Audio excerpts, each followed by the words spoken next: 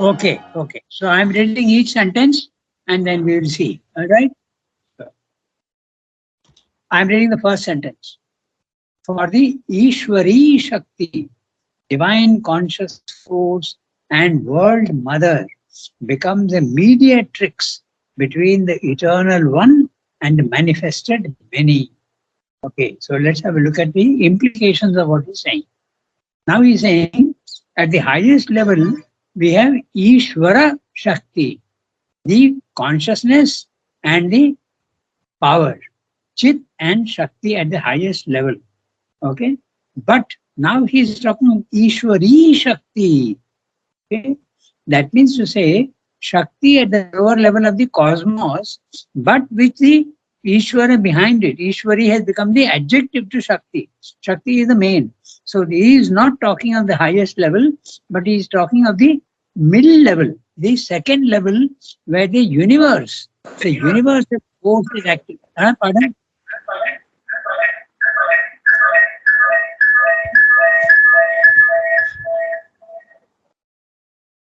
That was Tarika joining. Okay.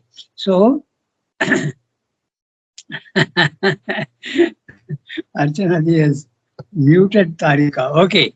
If Tarika can listen to me, that's fine. So, let's be again very clear about what he's saying. There are three levels, remember. Those three levels is very important. Okay. It helps a lot to understand. The first level is our level, normal level of ignorance, where we see the multiplicity.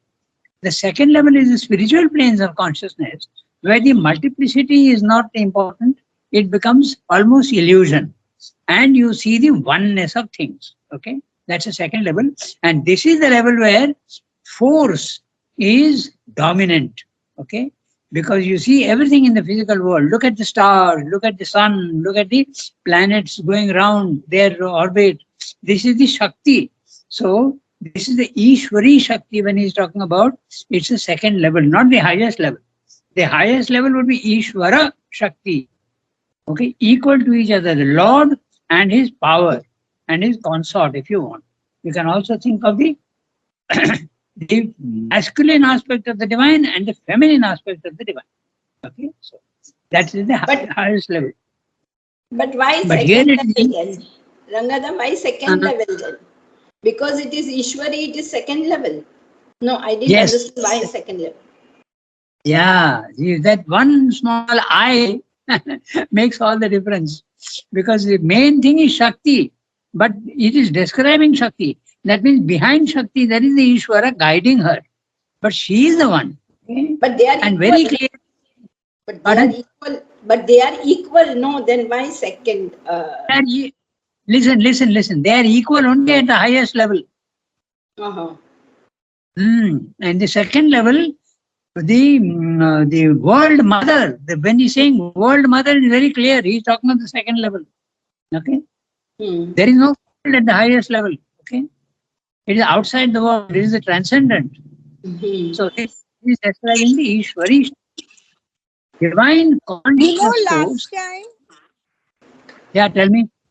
Last time when we read this whole thing, and you did start sort of explaining. So I have underlined Ishwari Shakti and I have written level 3 because that time you called it level 3. And today you are calling it level 2. Okay, then, yeah, because those things are not always very easy to understand. But now I am noticing the word world mother. Okay. In a sense, Ishwara Shakti is but he has made it very clearly Ishwari Shakti. So, and not only that, Yasmin, remember that these are not absolutely like a staircase, as I said. Okay, there is a little bit of everything at the, even at the lowest level. Ishvara and Shakti are always together. Even in matter, they are together. But their proportions go on changing. So, what I said is not 100% wrong, but I think what I'm saying now is more accurate, I think. Okay, Ishwari Shakti. Okay, she is the divine mother and it's a world mother. There can be a divine mother and a world mother. So, world mother is obviously at the lower level than the supramental, okay, or the third level. So, if I have said that, then I must have been very it is not very accurate. I must agree with that. Okay. 124. Just 1 second. Yeah. So that means to say that even our understanding of Srivandam has to be very, very, very developed. Okay. So I think it's more reasonable what I'm saying now, because Ishwari Shakti and also World Mother. When he's talking of World Mother, it's very clear. The world has come into the picture. In the world, it is World Mother. So Jagan Mata, what we call. Okay. So he is consciously, Mother is conscious and she is the mediatrix. That's also, she uses the word. The very fact that he's using mediatrix, what does it mean? It's something in between the lowest and the highest. Nah? So the two words, World Mother and mediatrix, make it very clear that it is the second level. Doesn't that sound reasonable? Is a medium. It is between the two. So between the eternal one and the manifested many. There you are. The eternal one is the third level and the manifested many is the first level. So definitely my what I said last time is not very accurate. This is definitely more correct. These three words, not even the words, even the phrase, between, okay, she is in between the two. So it's a middle term. So for the Ishwari Shakti, divine conscious force and World Mother, number one, World Mother, becomes a mediatrix. She is the one who is mediating between the eternal one and the manifested many. Sometimes he speaks of the priest as a mediator between man and God. Okay. So here also, if you extend that idea, she is the one who will take you to the highest level. That is the reason why we surrender to her in the integral yoga. In other yogas also you surrender to her, but not other systems. But here it is, she is the one who will take you to the highest level. Okay. So these three words, note very carefully: World Mother, mediatrix, and between the eternal one at the highest level and the manifested many at the lowest level. So on one side, by the play of the energies. Now note, the play of the energies obviously is in the first level. In the first level, there is a play of the energies. Because in the second level, there is not much play of the energies. There's only the potentiality of the play of the energies. Okay, so which he brings from the one. She is the one who brings the play of the energies. In other words, she is standing in between the one and the many, and she is bringing her power from the one and executing her power in the level one. So she is in between. On one side, by the play of the energies which she brings from the one, she manifests the multiple divine in the universe. Who is the multiple divine? Each of the many. Not only human beings, but even animals and even inanimate. Even inanimate objects are really the divine, but even at a lower level than the animals even. Okay. So manifest the multiple divine in the universe. So in the universe at the physical level, involving and evolving its endless appearances out of her revealing substance. So the more you imagine these things, it becomes endless appearances. Everything in the physical world, all the forms are only appearances. And she's going on creating these forms which are temporary and they are only surface appearances. They are only surface, like the clothes that you wear. The man inside is the real thing, but the clothes that he is wearing, okay, are the ones that are disposable. So that's what he's saying. Evolving its endless appearances out of a revealing substance. Revealing substance, the matter is a revealing substance here at and it reveals that she can make these forms. Substance itself takes forms and then it reveals itself. The more you imagine and give meaning to each word, everything starts becoming clearer and clearer. This is on the one hand. Then on the other, by the reascending current of the same energy, she leads back all towards that from which they have issued. So there's an involution and an evolution that he's talking about. The first movement is the downward descent, the involution. She brings the one from the highest level, involves it into the lowest level, and then starts making forms and evolving these things, the consciousness hidden in it, up from the appearances to the revealing substance, to the highest level. So this is what she's doing. On the one hand, she's making the descent, and on the other hand, she is ascending again, going up. Ascent and descent. Descent is the first movement of manifestation, and the ascent is the liberation, the coming out of the prison. But the reascending current of the same energies, by the reascending current of same energies, she leads back all towards that from which they have issued, so that the soul in its evolutionary manifestation may more and more return towards the divinity there or here. Now note that. There means at the highest level, that would be Srimam's yoga, or here in the physical world itself. Towards the divinity, there means those who are escaping from the physical world. Yeah, I made a mistake again. Or here means in the physical world, you are returning to that from which you have returned, but here in the physical world, you are not escaping from the physical world. Okay? Or there or here, put on its divine character. The soul puts on a divine character. Up there, then you are a Buddhist and a Mayavadin. Down here, you are an Aurobindonian. Okay? Or you mention the Gita's explanation. Remain in the physical world and get the divine consciousness. That is possible. But the difference between the Gita and Srimamdu is, the Gita says your soul will be perfect here, okay, and you will have the consciousness of the soul in the physical world. But Srimamdu goes one step more and says even the body-mind life can become divine.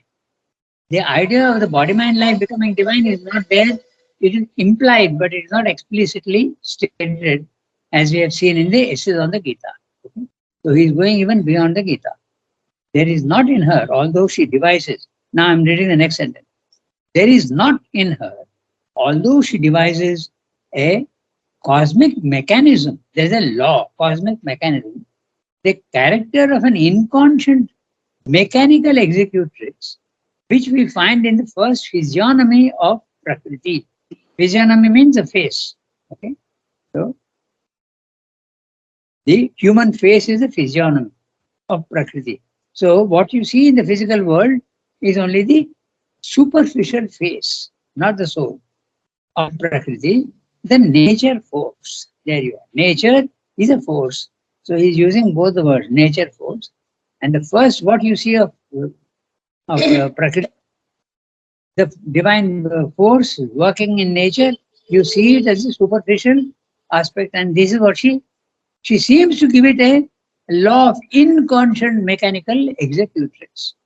Inconscient and mechanical. As we see very clearly, the river is flowing, there is a law that operates. The sun is shining, there is a law that operates. The wind is blowing, again laws operate. Okay? The laws of death are the most clearly determinative of this physical world. Laws are operating. Okay? Then that's what you first see. So, but he's saying there is not in her this inconscient mechanical energy is not in her, but she is executing it. Okay, he's very clearly saying it is not there. She is fully conscious. The mother, divine mother, although she devises a cosmic mechanism, and you see that mechanism in the laws of the physical world. That's only the first phase that you see, the nature. Neither is there that sense of an unreality. If you go through the Divine Mother, you will not find the sense of unreality. Okay? If you go only through the Jnana Yoga and the Mayavadin, there you will see the physical world as unreal. But if you go through the Divine Mother, You will not see the physical world. You will have the cosmic consciousness, and you will not you will not reject the physical world. It will be real to you. Okay? Neither is there that sense of an unreality, creatrix of illusions or semi-illusions, which is attached to our first view of Maya. When you see the first view of Maya, you see a mechanicalness. Remember that Sri Aurobindo also went by silencing his mind. He didn't go in the beginning through the Divine Mother. Okay? He was told to silence his mind, he silenced it. And that's why he is also seeing the the physical world as unreal. He had the experience of the illusion of the world. Okay? So, it is at once clear to the experiencing soul that here is a conscious power of one substance and nature with the Supreme from whom she came. In other words, both is there, Chit and Shakti, both are there. It is at once clear to the experiencing soul, not the senses, the soul, that here is a conscious power. The power is conscious. In the physical world, we see power as mechanical, but actually if you go through the Divine Mother, you will see that she is fully conscious of one substance and nature with the Supreme, the third level, Supreme, from whom she came. If she seems to have plunged us into the ignorance and inconscience in pursuance of a plan we cannot yet interpret, if her forces present themselves as all these ambiguous forces of the universe, yet it becomes visible before long. That means it takes a little time, okay? That she is working for the development of the divine consciousness in us, and that she stands above, drawing us to her own higher entity, revealing to us more and more the very essence of the divine knowledge, will, and ananda. So again, he is talking of knowledge, will, and ananda, which means the Satchidananda. And also he is including essence also. So the very essence of the divine, that means the substance. Okay? And knowledge and that substance is knowledge, will, and ananda. Okay? Even in the movements of the ignorance, the soul of the seeker becomes aware of her conscious guidance, supporting his steps. When you do yoga, you realize at one time that there is a divine guidance helping you. Sometimes you feel, I didn't make the effort. I have been aspiring perhaps, but suddenly I see that things which I was aspiring for becomes real. Okay, so you become aware of her conscious guidance, supporting his steps and leading them slowly or swiftly. It depends on the sadhaka. It can be swift or slow, straight or by many detours, out of the darkness into the light of a greater consciousness, out of mortality into immortality, out of evil and suffering towards the highest good and felicity, of which as yet his human mind can form only a faint image. The human mind is at the lowest level, our normal mind, and we can only have a faint image. Image, that also. Okay. Thus, her power is at once liberative and dynamic. Liberative means you go out of the physical world, and it depends on the sadhak. He may see the physical world as unreal or real, depending. He will see it as real if he has a cosmic consciousness. But if he is not got the cosmic consciousness and only the self, okay, in the self you can have cosmic consciousness or you need not have it. If you don't have it, the world is unreal. If you have the cosmic consciousness in the self, the world is real. Okay, so and you see that she is dynamic. In other words, that there is power, and you can change to a certain extent your lower nature, your body, mind, life. Also, you have got some power over it. Dynamic, creative, effective. Okay. You can also create. Create means change your consciousness from a lower to a higher level, and it is effective. It can be done. Creative, not only of things as they are, but of things that are to be. So, Not only what is there today, but even what is there tomorrow also she can go on creating. At the individual level, as well as the universal level. Everything that she is capable of manifesting has not manifested yet. So many new species going on, coming up now. So that those things have never existed before. That's what he's saying. Creative not only of things as they are, but of things that are to be. For eliminating the twisted and tangled movements of his lower consciousness, made of the stuff of the ignorance, it rebuilds and new makes his soul and nature. Even the soul has to be new made. Why? Because the soul in the beginning has imprisoned itself on purpose and therefore it is not divine. Okay, essentially divine but not divine. It has put on too many veils over itself and nature also into the substance and forces of a higher divine nature. Even the substance changes. That's why yogis experience that even their bodies are being changed. They realize that the substance itself starts becoming purer and purer. It's like a glass of dirty water which can become cleaner and cleaner. So in other words, the glass of dirty water is your body.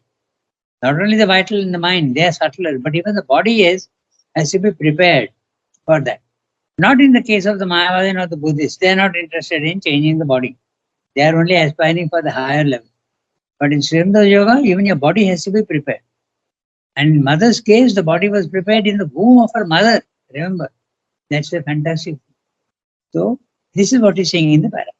Now, we can quickly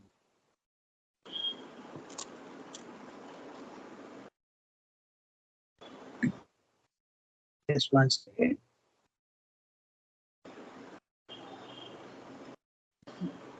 Yeah, I'm reading out the summary of what he said here, okay? To sum it up. The Ishwari Shakti, divine conscious force, world mother, Jagan Mata, is a mediatrix between the one and the many, between spirit and matter. Level 2. With and through her power and play of Shakti, which she draws from the one, she manifests the myriad personalities in the world, and these are nothing but she herself in her aspect of multiplicity, which is the many.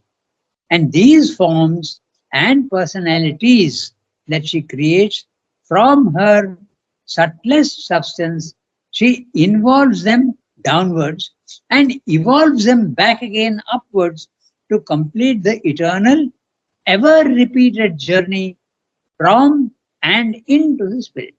We come from the spirit and we go back into the spirit when we are transformed. In this upward journey, the soul in all objects, animate or otherwise, are rediscovering the truth of spirit in the spirit. Although she invents and uses laws and processes, there is no mechanical or unconscious movement in her, which is found in the lowest levels. So, there is neither unreality nor is there unconscious and mechanical activity in her.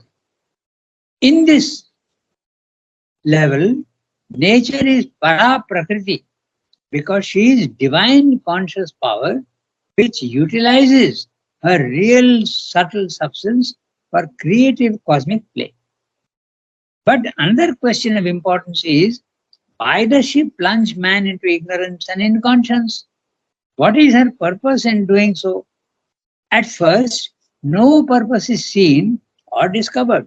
Later, at another higher level, her plan and purpose reveal themselves. She is pursuing a projected plan of adventure from the unknown to the known, from ignorance to knowledge, from the many to the one, from mortality to immortality. Thus, she has power which is both liberative as well as dynamic for transformation. Note, interestingly, liberative means you are coming away from the prison, but dynamic means you have the power to even change the prison and make it beautiful. Okay, as well as dynamic for transformation. Liberation from darkness and dynamic descent of light into the darkness below. But her creation is not yet ended. She created matter, life and mind. She is still creating, and she will continue to create a divine nature in the lowest level of her manifestation. This is what he said in the Bible. Okay? Her evolution is not complete. She is going on creating. Remember, he said that not only what has been created, but what will be created. And that what will be created will be the supramental manifestation. Okay? So, now we can go to the next para. Shall I read? Yeah, please read. In this duality. In this duality too, there is possible a separative experience. At one pole of it, the seeker may be conscious only of the master of existence, putting forth on him his energies of knowledge, power, and bliss to liberate and divinize. The Shakti may appear to him only an impersonal force expressive of these things or an attribute of the Ishvara. At the other pole, he may encounter the World Mother, creatrix of the universe, putting forth the gods and the worlds and all things and existences out of her spirit substance. Or even if he sees both aspects, it may be with an unequal separating vision, subordinating one to the other, regarding the Shakti only as a means for approaching the Ishvara. There results a one-sided tendency or a lack of balance, a power of effectuation not perfectly supported, or a light of revelation not perfectly dynamic. It is when a complete union of the two sides of the duality is effected and rules his consciousness that he begins to open to a fuller power that will draw him altogether out of the confused clash of ideas and forces here into a higher truth and enable the descent of that truth to illumine and deliver and act sovereignly upon this world of ignorance. He has begun to lay his hand on the integral secret, which in its fullness can be grasped only when he overpasses the double term that reigns here of knowledge, inextricably intertwined with an original ignorance, and crosses the border where spiritual mind disappears into supramental gnosis. It is through this third and most dynamic dual aspect of the One that the seeker begins with the most integral completeness to enter into the deepest secret of the being of the Lord of the sacrifice. Yeah. So, when we speak of the level 1, level 2, level 3 basis, Srivastava also is using the same terminology. He's saying it is through this third and most dynamic dual. So he is also using that term, but not using the word level. But it's very clear that there are 3 levels. Okay. So, interesting para. So what we'll do, we will first summarize it, then we'll start looking at what he's saying, because we may run out of time. It's already, we have got only 10 minutes. So, just 1 second.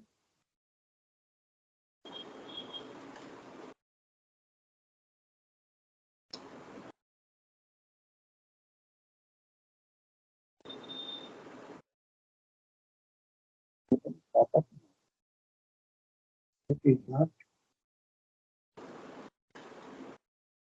giving me.